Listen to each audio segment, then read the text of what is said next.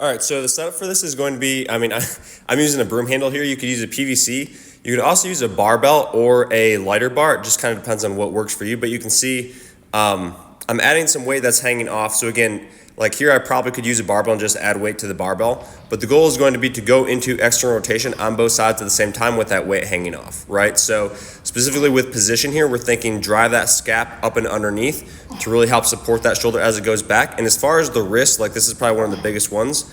Notice that the wrist stays neutral or stays straight or stays almost like cupped, right? So instead of it breaking back and it just going to a bunch of extension, it stays cupped and it stays in line there so that we actually create that rotation range of motion from the shoulder and from that scap.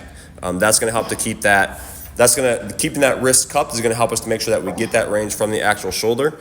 And then putting the emphasis on like the scap and moving through that is going to help to support that shoulder. So those are the specifics that we look to keep as we go through and drive into external rotation and then drive back up from there.